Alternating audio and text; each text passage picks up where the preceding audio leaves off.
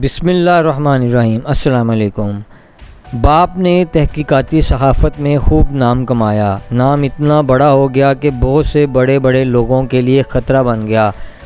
آخر اسے پاکستان سے باہر جانے پر مجبور کیا گیا۔ پھر ایک افریقی ملک میں اسے بھیج کر اس کے سر میں گولی مار کر اسے شہید کر دیا گیا۔ اس کے چھوٹے چھوٹے بچوں اور بوڑھی ماں پر کیا گزری ہوگی، یہ درد تو ان کے علاوہ کوئی محسوس نہیں کر سکتا۔ باپ کی شہادت کے بعد تو چاہیے تھا کہ بچے چپ ہو کر بیٹھ جاتے، لیکن یہاں ایسا نہیں ہوا، بلکہ اس کے برعکس ہوا کہ باپ کی شہادت کے بعد اس کی بیٹی بھی صحافت کے میدان میں کود پڑی۔ یہ کہانی ہے شہید ارشد شریف اور ان کی بیٹی علیزہ ارشد کی، جس نے اپنے باپ کے مشن کو ادھر سے ہی شروع کیا جہاں اس کے باپ نے چھوڑا تھا۔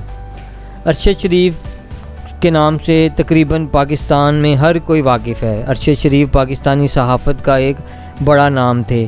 انہوں نے بہت سے چینلز کے لیے کام کیا اور کئی چینلز میں اعلیٰ مقام پر فائز رہے۔ ارشد شریف نے انگلینڈ میں بھی صحافت کا ڈنکا منوایا۔ کئی دہائیوں تک وہ سچ کے لیے دوڑتے بھاگتے رہے۔ ان کی مشہوری کی وجہ ARY چینل کا پروگرام پاور پلے شو بنا۔ پاور پلے شو 2014 میں شروع ہوا اور 2022 میں PTI کی حکومت ختم ہونے کے بعد اس پر اگست میں بین لگ گیا۔ 2014 میں جب PTI کی حکومت گئی اور PDM نے ملک کی باغ دوڑ سنبھالی تو کچھ صحافی ایسے تھے جو PDM کا حصہ بن گئے اور کچھ PTI کی طرف سے بولنے لگے، جن میں ایک ارشد شریف بھی تھے جنہوں نے PTI کا ساتھ دیا۔ لیکن اگست 2022 کے بعد ارشد شریف کی زندگی بدلنے لگی اور ان کے گرد گھیرا تنگ ہونے لگا۔ ان کے پروگرام پاور پلے شو میں ایک دن شہباز گل نے ایک بیان دیا جس سے شہباز گل پر FIR درج ہوئی اور ارشد شریف بھی اس FIR کے گھیرے میں آ گئے اور ان پر بھی روز بروز کوئی نہ کوئی FIR درج ہونے لگی۔ آخرکار ان سب حالات کو دیکھتے ہوئے ان کو ملک چھوڑنا پڑا اور وہ دبئی چلے گئے۔ وہاں وہ کچھ دن ہی رکے تھے کہ یہاں بھی ان کو ٹکنے نہیں دیا گیا اور ایمرجنسی حالات میں ان کو دبئی چھوڑنا پڑا۔ اب ان کی سمجھ میں یہ نہیں آ رہا تھا کہ کہاں پر جایا جائے، کیونکہ وہ پاکستان بھی نہیں آ سکتے تھے۔ لہٰذا کسی نے ان کو کینیا جانے کا مشورہ دیا، کیونکہ وہاں ان کو آن ارائیول ویزا مل سکتا تھا۔ چنانچہ ارشد شریف نے کینیا جانے کا فیصلہ کیا اور وہ کینیا چلے گئے۔ وہاں 2 پاکستانی بھائیوں نے ان کی میزبانی کی۔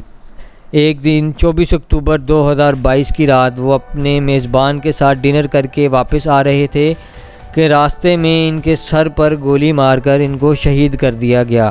ان کا قتل کینیا پولیس کے ہاتھوں ہوا۔ اس پر کینیا پولیس نے کہا کہ یہ قتل غلط شناخت کی وجہ سے ہو گیا، مگر بعد میں پولیس کے بیانات میں تضاد کے باعث کئی سوالات نے جنم لیا۔